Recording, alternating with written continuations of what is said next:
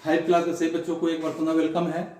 आज हम लोग इस ऑनलाइन क्लास के माध्यम से 15 सीरीज के बारे में पढ़ेंगे जो हिंदी विषय से ही होगा। और हिंदी विषय से 15 सीरीज में यानी जिसे हम पाठ 15 कहेंगे, 15 पाठ में जैसे है कि बिशन की दिलेरी। बिशन की दिलेरी का मतलब कि बिशन कितना दिलेर है और इसकी दिलेर होने की स्थिति का वर्णन इस कहानी में दिया गया है कि इसकी दिलेरी किस प्रकार की है और ये कितना दिलेर है। तो इस कहानी के बारे में हम समझेंगे कि सबसे पहले हम देखेंगे जो कहानी में वर्णन किया गया है कि सुबह का समय था। समय कौन सा था? तो सुबह का समय था। पहाड़ों के पीछे से सूरज झांक रहा था। सुबह सुबह सूरज जो था पहाड़ों के पीछे से निकला था और सूरज अभी झांक रहा था। 10 वर्ष का बिशन घर से बाहर निकल आया। वह रोज इसी समय इसी समय में क्या करता है बिशन कि इसी समय इसी रास्ते में या इसी रास्ते से कर्नल दत्ता के फार्म हाउस पर जाता है। और कर्नल दत्ता के फार्म हाउस पर जब जाता है तो कर्नल दत्ता की पत्नी पढ़ाई में उसकी मदद भी करती है। फार्म से लगे सेबों के बाग में कीटनाशक दवा का छिड़काव हो रहा था। जो भी फसल होते हैं, फसलों पे जो कीटनाशक दवाइयां होती है उसका जो छिड़काव होता है, आप देखेंगे गांव में भी कि उस पे कीड़े नहीं लगे, फसलों को नष्ट नहीं करे, तो कीटनाशक दवाइयों का छिड़काव फसलों पे किया जाता है। तो ऐसे ही सेब के फसल पे कीटनाशक दवाओं का छिड़काव जारी था और बहुत तड़के काम शुरू हो जाता था। बिशन पगडंडी से अभी सड़क तक आ रहा है। जैसे ही अभी पगडंडी से सड़क तक आ ही रहा था कि उसे गोली चलने की आवाज सुनाई थी। जब वो चल रहा था तब तक उसे गोली चलने की आवाज सुनाई दी। उसने इधर उधर देखा, कोई भी दिखाई नहीं दिया। चारों तरफ नजर उठा के देखा लेकिन उसे कोई भी दिखाई नहीं दिया। सिर्फ उसे गोली चलने की आवाज सुनाई दी। वह कुछ ही दूर चला था कि उसे फिर गोली चलने की आवाज सुनाई दी। अभी कुछ ही दूर पे चला था तब तक फिर उसे गोली चलने की आवाज सुनाई दे दी, यानी दोबारा सुनाई दिया। इस बार एक नहीं 2-3 गोलियां एक साथ ही चली थी। दूसरे बार जब सुना था तो एक गोली नहीं चला था, 2-3 गोलियां एक साथ ही चली थी। गोलियों की आवाज से पूरी घाटी गूंज गई। गोली का आवाज जो था उस पहाड़ी घाटी पे जो चला था, पूरे घाटी में वो आवाजें गूंजने लगी और वह गूंज गई। पक्षी घबरा गए, आसमान में गोल गोल चक्कर काटने लगे। आप देखे होंगे कि कहीं कुछ अनहोनी होता है तो पक्षी जो होते हैं क्या होते हैं, चारों तरफ आकाश में उड़ने लगते हैं। तो पूरे पक्षी घबरा गए और आकाश में गोल गोल चक्कर लगाने लगे, घूमने लगे। आगे क्या था कि बिशन सहम कर पेड़ों की आड़ में छिप कर खड़ा हो गया। बिशन को भी लगा कि कुछ अनहोनी ना हो जाए, इसलिए वो घबरा गया। घबरा कर एक पेड़ के पीछे छुप कर खड़ा हो गया और खड़ा होकर इधर उधर देखने लगा। वह चारों तरफ ध्यान देने लगा कि गोली चलने की आवाज आ कहां से रही है। बिशन जहां खड़ा था वहीं चुपचाप खड़ा रहा। उसे वहां से सीढ़ीनुमा खेत की फलों के बाग साफ दिखाई दे रहे थे। जो सीढ़ीनुमा खेत बनाए गए थे, ढलाव खेत बनाए गए थे, फलों के जो बाग बनाए गए थे वह साफ वहां से दिखाई दे रहे थे। खेतों में काम करते हुए किसान भी उसे दिखाई दे रहे थे। फसल तैयार खड़ी थी। सुबह की हल्की धूप में, यानी सुबह अभी सूरज निकल ही रहे थे कि सुबह की हल्की धूप में खेत सुनहले दिखाई दे रहे थे। बिशन अभी सोच ही रहा था कि गोली किसने और क्यों चलाई होगी। उसके मन में बातें आ रहा था कि अगर गोली चली तो ये किसने चलाई होगी और क्यों चलाई होगी। तभी देखिए क्या होता है कि सोच ही रहा था कि किसने और क्यों चलाई होगी कि तभी एक और गोली की आवाज आई। एकाएक बिशन को गोली चलने के कारण समझ में आ गया। जब एक और गोली चली तो बिशन को गोली चलने की बात समझ में आ गई कि गोली क्यों चल रही है। अब एकाएक बिशन गोली चलने की आवाज समझ में आ गया। जब फसल पक जाती है तब गेहूं के खेत में दाने चुगने ढेरों तीतर आ जाते हैं। फसल पक जाती है तो गेहूं के खेत में दाने चुगने के लिए बहुत तीतर क्या करते हैं कि चले आते हैं और दानों को चुग के चले जाते हैं, फसल को नष्ट कर देते हैं। शिकारी इस बात को जानते हैं, इसलिए वे सुबह सुबह ही तीतर मारने चले आते हैं। इस बात को तो शिकारी जान रहे हैं और इसीलिए सुबह सुबह तीतर मारने के लिए चले आते हैं और तीतर मार के लेके चले जाते हैं। पिछले साल भी शिकारियों ने इसी तरह बहुत से तीतर मारे थे। पिछले साल की भी बात यही है। कुछ तीतर तो वे उठा ले गए, बाकी को वहीं छोड़ गए। खेतों को काटते समय किसानों को बहुत से मरे और जख्मी तीतर भी मिले थे खेतों में। बिशन ने सोचा कि कितना दुख पहुंचाने वाला काम करते हैं शिकारी। तीतर को मारने का मतलब कि कितना दुख पहुंचाने वाला काम करते हैं। इस शिकारी का काम यही है। वह समझ गया कि शिकारी ही तीतरों पर गोलियां चला रहे हैं, इसलिए वह पेड़ों के बीच से निकलकर खेतों के किनारे किनारे चलने लगा। पेड़ों के बीच से निकला और खेतों के किनारे किनारे क्या करने लगा? चलने लगा। अब देखिए, वह चलते चलते सोच रहा था कि इन शिकारियों को सबक सिखाया जाना चाहिए तभी, लेकिन उन्हें कैसे सबक सिखाया जाए ये उसकी समझ में ही नहीं आ रहा था कि वैसे शिकारियों को सबक सिखाया जाए तो कैसे सिखाया जाए, लेकिन उन्हें कैसे सिखाया जाए उसकी समझ में जब नहीं आ रहा था तभी उसके पांव के पास सरसराहट सी हुई। उसके पांव के पास क्या हुई? इस सरसराहट सी हुई। उसने देखा एक घायल तीतर गेहूं की बलियों के बीच में फंसा छटपटा रहा है। एक घायल तीतर जो था गेहूं के बलियों के बीच में पड़ा हुआ छटपटा रहा था। बिशन वहीं घुटनों के बल बैठ गया। उसने घायल तीतर को पकड़ने के लिए हाथ बढ़ाया, लेकिन घबराया हुआ तीतर छिटक कर खेत के और अंदर चला गया। वह नहीं पकड़ाने की स्थिति में था, वह खेत के अंदर और घुस गया। बिशन जानता था कि शिकारी इन तीतर को ढूंढ नहीं पाएंगे और घायल तीतर बिशन यही तड़प तड़प कर मर जाएगा। उसने स्वेटर उतारा और मौका देकर तीतर पर क्या किया? वो डाल दिया। अपने स्वेटर को तीतर के ऊपर डाल दिया। तीतर स्वेटर में फंस गया तो बिशन ने उसे पकड़ लिया। बिशन ने उसे अपने सीने से चिपका लिया और खेत में से निकलकर पहाड़ी की ओर भागने लगा। आगे क्या हुआ?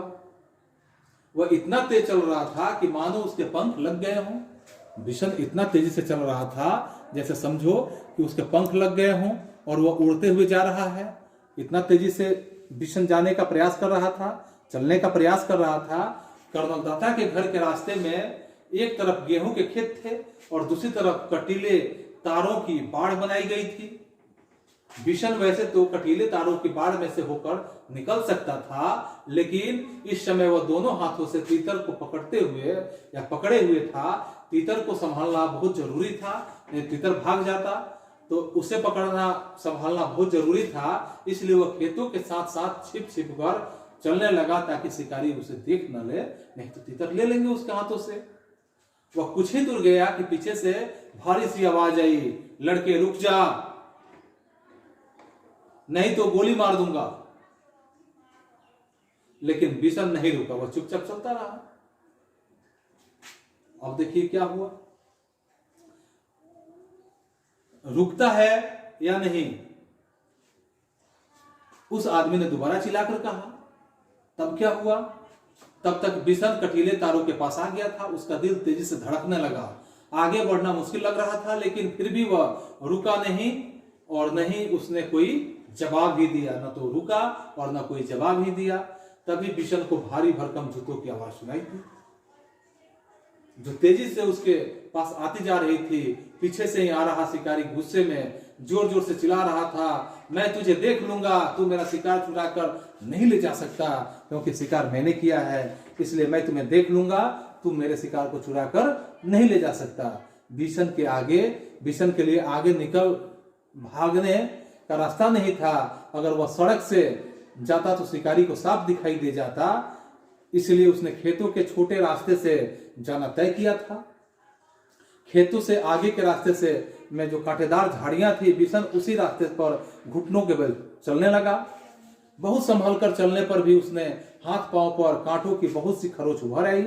खरोंच से खून भी निकलने लगा। उसकी कमीज की एक आस्तीन भी फट गई। वह जानता था कि कमीज फटने पर उसे मां से डांट भी खानी पड़ेगी, पर बिशन को इस बात का संतोष था। क्या संतोष था? कि वह अब तक तीतर को जान बचाने में कामयाब रहा। झाड़ी से बाहर आकर वह क्या किया कि बाहर आकर वह सोचने लगा कि कैसे पहाड़ी के कोने से फिसल कर नीचे पहुंचा जाए, लेकिन उस कोने में घास बहुत ज्यादा थी, और जब घास बहुत ज्यादा थी और ओस के कारण फिसलन भी, बिशन थक कर वहीं एक किनारे बैठ गया। अभी वह बैठा ही था कि उसके पांव की आहट सुनाई दी। अभी बैठा ही था तब तक उसके पांव की आहट फिर से सुनाई दी। आहट सुनते ही वह दौड़कर उड़कर वहां से उठा और उठकर दौड़ पड़ा। दौड़ते दौड़ते वह आधी पहाड़ी पर जा पार कर चुका था। उसके कपड़े पसीने से तरबतर हो गए थे, फिर भी वह रुका नहीं और किसी तरह कर्नल दत्ता के फार्म हाउस के पिछवाड़े पहुंच ही गया। पिछवाड़े दरवाजे खुला हुआ था। उसने ताड़ के पेड़ का सहारा लिया और फार्म हाउस के अंदर पहुंच गया। तीतर को वह वही बड़ी सावधानी के साथ अपने सीने से लगाए हुए था। आगे क्या हुआ कि फार्म हाउस में खामोशी थी, बिल्कुल खामोशी। बस रसोई घर में से प्रेशर कुकर की सीटी की जो आवाज थी वह सीटी की आवाज आ रही थी।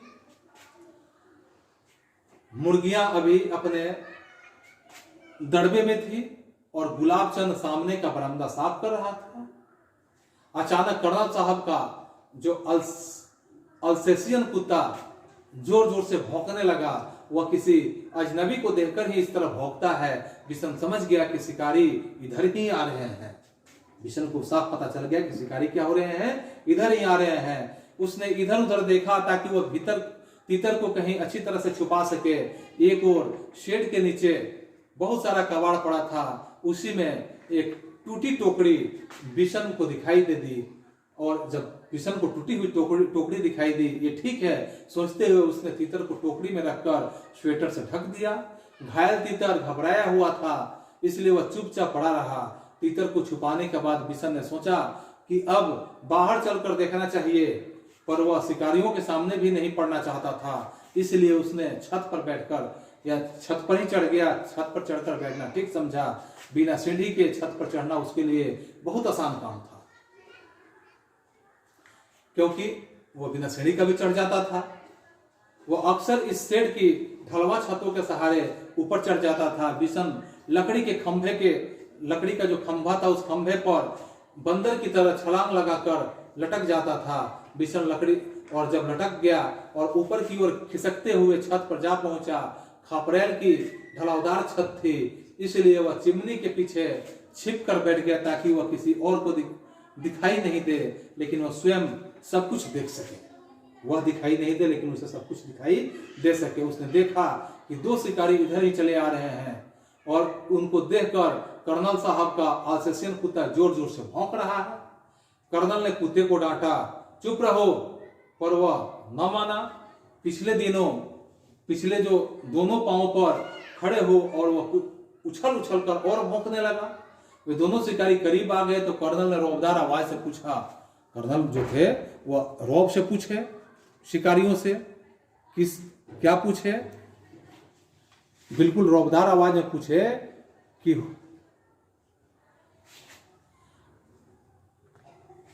हो तुम यहां किस लिए आए हो? साहब हम शिकारी हैं, हर साल यहां शिकार के लिए आते हैं। अच्छा, तो तुम ही लोगों की गोलियों की आवाज गूंज रही थी सुबह से? तो उसने कहा जी हां, हमारे पास लाइसेंस वाली बंदूकें हैं। सरपंच माधो सिंह भी हमें जानता है। तो तुम हर साल तितरों का शिकार करते हो? कर्नल ने मजाक सा उड़ाते हुए कहा। जी हां, तीतर भी मार लेते हैं कभी कभी। अभी एक लड़का हमारे शिकार तीतर को लेकर आपके यहाँ आ चुका है, हम उसे ही ढूंढ रहे हैं। अच्छा, तुम जो इतने सारे तीतर मारते हो उनका क्या करते हो? कर्नल साहब ने पूछा। सीधी सी बात है साहब, खाते हैं। दूसरे शिकारी ने जवाब दिया। फिर कुछ रुक कर बोला, अब तो उस लड़के को ढूंढवा दीजिए साहब, वह इधर ही कहीं छुप गया है। कर्नल दाता ने उनकी बात पर कोई ध्यान नहीं दिया और गुस्से से कहा, कैसे हो तुम लोग? हर साल आकर इतने तीतर मार डालते हो, कुछ को खा लेते हो और बाकी को घायल करके यहाँ तड़प कर मरने के लिए छोड़ जाते हो। जब फसल कटती है तो तब ढेरों मरे हुए तीतर यहाँ मिलते हैं। कर्नल दत्ता की बात सुनकर वे दोनों कुछ घबरा गए। उन्हें उम्मीद नहीं थी कि कर्नल इस तरह उन्हें डांट देंगे। कर्नल दत्ता ने उन्हें इतना ही कहकर नहीं छोड़ा, आगे बोले कि पक्षियों को मारने और उससे ज्यादा उन्हें घायल करके छोड़ जाने में तो कोई बहादुरी नहीं है। अब तुम दोनों यहां से जा सकते हो। यहाँ तुम्हारा कोई तितर बितर नहीं है, अब जाते क्यों नहीं, खड़े क्यों हो? उन्होंने डांट के कहा। बिशन चिमनी के पीछे से ही सब कुछ सुन रहा था। वे दोनों शिकारी बिना कुछ बोले मुड़े और वापस चले गए। कर्नल दत्ता ने गुलाबचंद से दवाई छिड़कवाने वाली मशीन लाने को कहा। तभी बिशन छप्पर के सेट पर होता हुआ नीचे कूद पड़ा। उसने तितर को उठा लिया और घर में घुसते ही मालकिन को पुकारने लगा, बहू जी जल्दी आइए, यह बहुत जख्मी है, इसे आकर देखिए। बिशन की आवाज सुनकर कर्नल दत्ता भी अंदर आ पहुंचे। अच्छा, तो तितर चुराने वाला लड़का तू ही है, तू ही था? क्या करता बाबूजी, इसे बहुत चोट लगी है, अगर मैं न लाता तो यह मर जाता। अब तू इसका क्या करेगा? इसे पालूंगा बाबूजी, बिशन ने कहा। कर्नल साहब मुस्कुरा दिए। उन्होंने घायल तितर को देखा, उसका एक पंख टूट गया था, अब शायद ही वह उड़ सके। जाओ दवाइयों का बक्सा लेकर आओ। बिशन दौड़कर बक्सा ले आया। कर्नल दत्ता ने तितर के पैरों पर का जो जख्म था उसे साफ किया, फिर दवाई लगा दी, पंख को फैलाकर टेप लगा दिया ताकि वह ज्यादा हिले डुले नहीं। फिर उन्होंने बिशन से कहा कि बिशन, अगर तुम इसे गेंदे के पत्तों का रस दिन में 2-3 बार पिलाओगे तो यह जल्दी ठीक हो जाएगा। तब तक बहू जी एक कटोरी में दलिया ले आई और तितर को दलिया खिलाते हुए बोली कि इसे रोज दलिया भी खिलाना बिशन, तितर को दलिया बहुत पसंद होता है। तब तक यह बिशन के पीछे पीछे ही घूमता रहेगा। कर्नल ने हंसते हुए कहा, अच्छा बिशन, तुम जानते हो तितर कैसे बोलता है? बहू जी ने पूछा। तो बिशन ने अपने हाथों को मुंह पर रखकर तितर की आवाज निकाली। तितर की आवाज ऐसा होता है, क्वाक क्वाक क्वाक, समझते हैं? कर्नल दत्ता ठहाका मारकर हंस पड़े। बहू जी भी मुंह पर पल्लू रहकर हंसने लगी। बिशन भी हंसता हुआ हिरन की तरह छलांगे लगाता तितर के साथ वहां से अपने घर की ओर क्या किया, चल दिया। इसको प्रतिभा नाथ जी के द्वारा लिखा हुआ यह कहानी है, जिस कहानी में आपने देखा कि तितर को बिशन ने कैसे बचाने का काम किया शिकारियों के हाथ से। अब इसमें कुछ प्रश्न है, जिस प्रश्न का उत्तर आपको बनाना है। जैसे अगर हम देते हैं आप प्रश्न कहानी से, तो कहानी से में क्या बनाएंगे आप? कहानी से क्या है कि एक में, जी हाँ हमारे पास लाइसेंस वाली बंदूकें हैं। कौन नंबर में है कि जी हाँ हमारे पास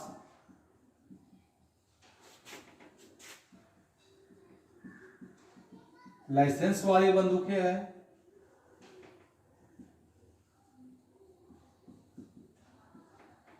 हमारे पास लाइसेंस वाली बंदूकें हैं।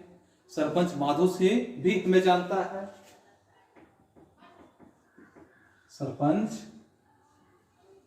माधो सिंह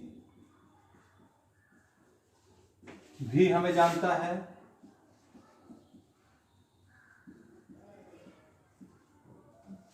ठीक है, यह बात जो है इसमें कहा जाता है कि शिकारियों ने कर्नल साहब से क्या सोचकर ऐसा कहा होगा। शिकारियों ने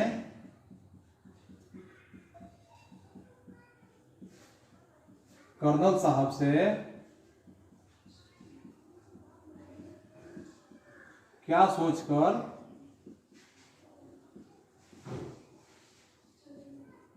ऐसा कहा होगा? क्या सोचकर ऐसा कहा होगा?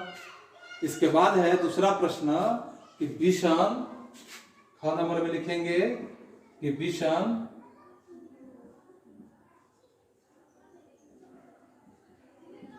घायल तितर को, बिशन जो था घायल तितर को क्यों बचाना चाहता था?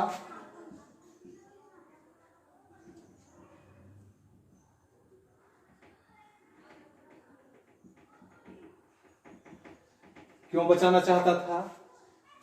इसका ग नंबर प्रश्न है कि घायल तितर को बचाने के लिए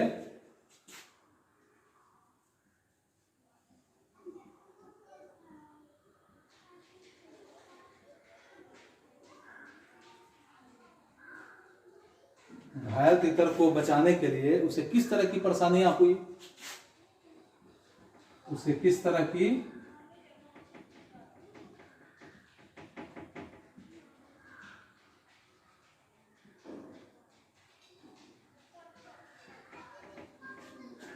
और घ नंबर प्रश्न आप लिखेंगे कि घायल तीतर अगर तुम्हें मिला होता,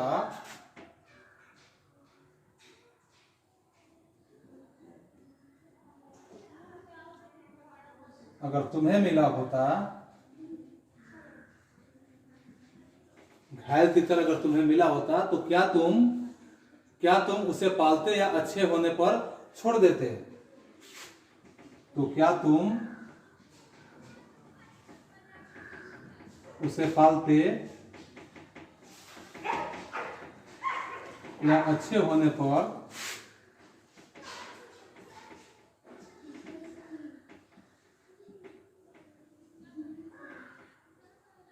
पर छोड़ देते?